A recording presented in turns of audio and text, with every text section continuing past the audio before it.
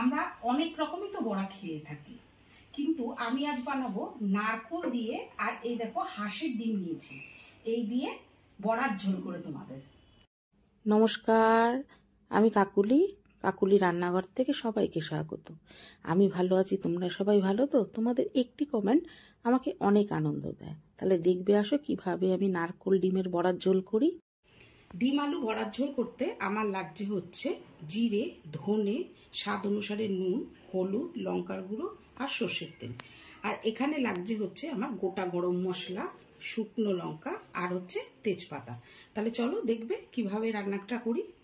দেখো, ডিম আলু বড়ার জন্য আমি নারকোলটাকে কুড়িয়ে নিয়েছি, আর নিয়েছি হাঁসের ডিম, আর নিয়েছি 2টো টমেটো আর 2টো আলু। যে যেরকম খাবে সে সেরকমভাবে জিনিসগুলো নেবে। দেখো, আমি গ্যাস ধরিয়ে নিয়েছি। এর মধ্যে 2টো আলু টুকরো করে কেটে আমি সিদ্ধ দিয়ে দেবো। আর এর মধ্যে একটু সামান্য নুন দিয়ে আলুটাকে সিদ্ধ করে নিতে হবে। ডিম আলু বড়ার জন্য আমি প্রথমে নিয়ে নিয়েছি, দেখো, কাটা নারকোল, কুড়িয়ে নিয়েছি নারকোলটা।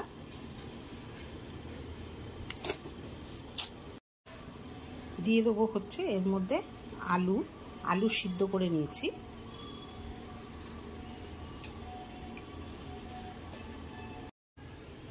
প্রথমে এই আলুগুলো আমি চটকে নেব হাত দিয়ে।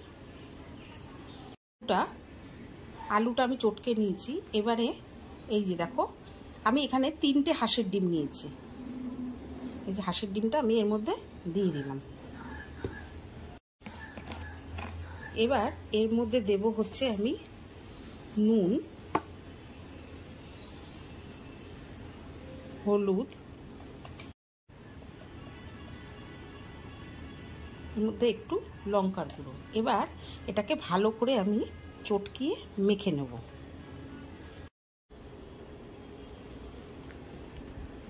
দেখো, এটা চটকিয়েছি যে এটা কিন্তু একটু নরম নরম হয়ে গেছে। এবার এর মধ্যে আমি দেব কিছুটা আটা দিয়ে এটা সুন্দর করে মেখে নেব।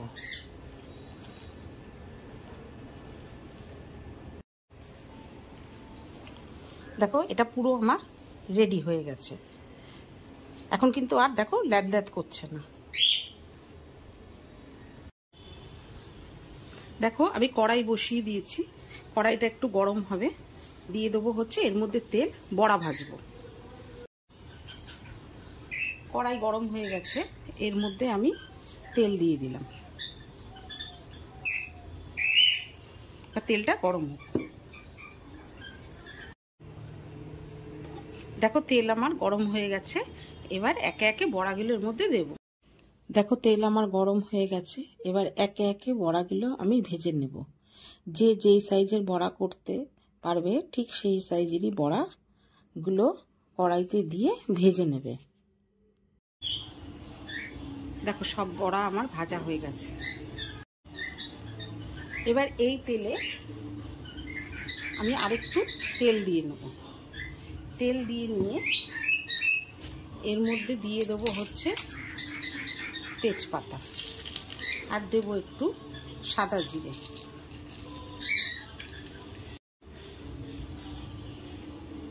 দিয়ে দেবো হচ্ছে কেটে রাখা আলু,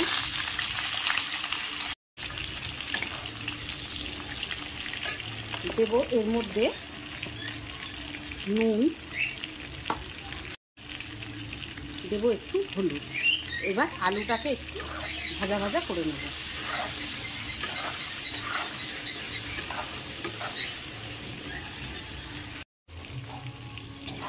দেখো, আমার আলুটা ভাজা ভাজা হয়ে গেছে। এবার এক এক করে আমি এর মধ্যে মশলাগুলো দিয়ে দেবো। এখানে বেটে রেখেছি আমি পেঁয়াজ, 3-4 কোয়া রসুন আর 1 টুকরো আদা দিয়ে দেবো এর মধ্যে।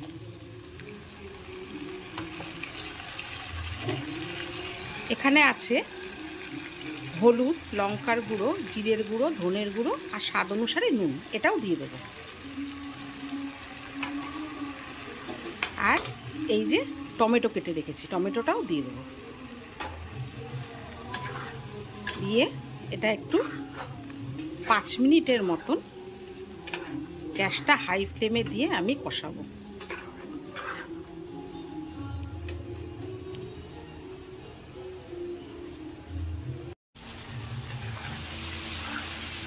দেখো আমার মশলা পুরো কষে গেছে। এবার এর মধ্যে আমি জল দিয়ে দেবো।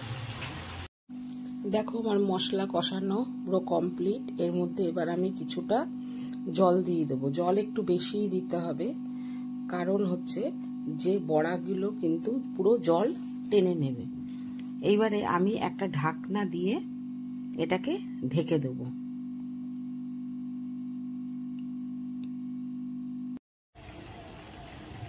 এবার দেখে নেব বড়ার ঝোলটা। এরকম আলু সিদ্ধ হয়ে গেছে।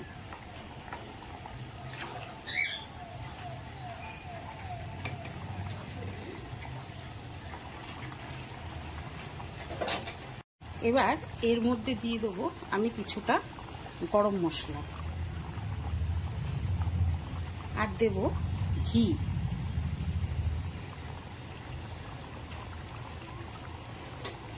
এই রান্নাটার সবচেয়ে গুরুত্বপূর্ণ বিষয় হচ্ছে এই ঝোলগুলোর মধ্যে আমি বড়াগুলো দেব না।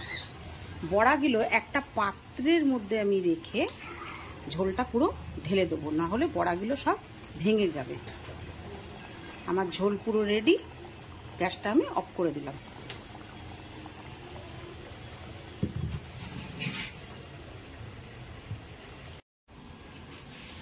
দেখো আমার নারকেল দিয়ে ডিম দিয়ে বড়ার ঝোল আমার পুরো রেডি। ভিডিওটা যদি তোমাদের ভালো লেগে থাকে লাইক কমেন্ট শেয়ার করো, আমার পাশে থেকো। বড়দের জন্য অনেক শ্রদ্ধা আর ছোটদের জন্য রইল অনেক অনেক ভালোবাসা।